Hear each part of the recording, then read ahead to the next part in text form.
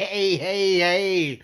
Greetings and salutations to you people of the interwebs. So, we're having a bit of a comic book catch-up. This one's been out a while.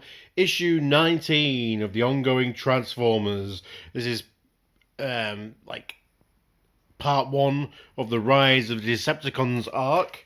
Target acquired. Bumblebee. While he's target him while he's having a shit, obviously. Yeah, the art is by Anaman Malakova and written by Brian Ruckley, who's been doing all the all of the writing of this series, obviously. Yeah, so the space tether has fallen. Death and destruction is spreading across Cybertron as this big cabling, just thick cabling.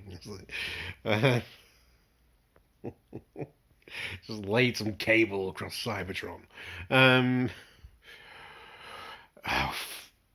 Lockdown fever. Yeah, there's death and destruction everywhere. Sentinel Prime is not happy about this, obviously. Wilhelm has disappeared. And the Autobots Titan Sky something is injured, and the rest of the Titans are not online. So this is very much, the bad guys have got their hands on a Titan. They don't know where it is. So this is very much an oh shit situation for the Autobots. So Windblade has luckily come back online after her injuries several issues ago, when she was blown up in the Decepticon base near the monument. So yeah, Windblade's back with us. She surveys the damage after having a brief conversation with Ratchet, who's elbow deep in it, and meets up with the other kind of Autobot guards who are all kind of forming into little squads. I'm going to go off on their own little missions. Have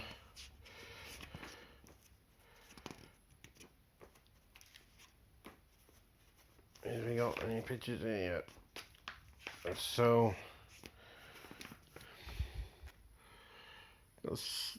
the smoke screen looking very kind of smug, and we've got Springer and Sure Shot and Sideswipe and all the kind of regular guys just ready to kick some ass under the orders of Firestar and Hound, I believe.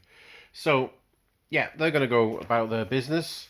Meanwhile, Megatron is about his. He's sending out crews to do stuff. They're having a word with Elita 1 because they no longer trust her, and they've put a Flywheels, or Skytread as he's called nowadays, in charge of their units. And meanwhile, Skytread is going through the city. They're pretending they're looking for survivors and all that type of stuff, and they send Bumblebee off on his own to do something. And when they do, Bumblebee is... Well, first off, Bumblebee finds a dead Transformer, and that kind of gives him a flashback to rubble. He finds a dead Transformer in the rubble and instantly thinks back to his protege, the person he was supposed to be training, his apprentice, as it were, Rubble, and how he was powerless to stop, or at least he was doing other stuff rather than protecting Rubble, and so he blames himself for Rubble's death, and he kind of has a bit of a freak out about that. But that's when Catgut turns up, who's this cat Decepticon, obviously. Don't know why I need to explain that. Yeah, so they have a fight. His mate turns up. He called Gut Puncher or something like that, or got something. Anyway, he's got a laser in his stomach, and then he fires stuff at Bumblebee. Bumblebee almost gets away, but he's looking heavily injured. He tries to radio in for help, but no one's answering him. And like at the last minute, Chromia turns up, looking like a badass, with a big gun. And Bumble's like, "Oh, a big gun, Chromia." He's like, "Yeah, that's what they're in. That's the world we're in nowadays." And he says, "Thanks a lot." And he said, Chromia's like going, "Yeah, thanks, for all this information. We find out you're doing a good job, really." But Bumblebee's still kind of quite like that panel. Gives a lot of. He's very Bumblebee. He's very kind of. No matter how good a job he does, he'll always kind of not think it's enough. And in this particular one, it's because obviously Rubble's dead, and no matter what he does, he's still dead. So it's quite, it's quite. I like how they've, developed his character really of Bumblebee. And other than that, kind of, Shockwave's picking out a new hand, and when Six Shot comes in and gives him a tune out because he's saying like, "I thought we were supposed to be on lockdown, but all these guys are out and about and doing stuff. Such a body's doing this and such a body's doing that, and Mind Wipe has taken such a body to go and help him with their experiments." And Shockwave's like, "The fuck." No. So yeah, Shockwave's like going, "Oh shit,"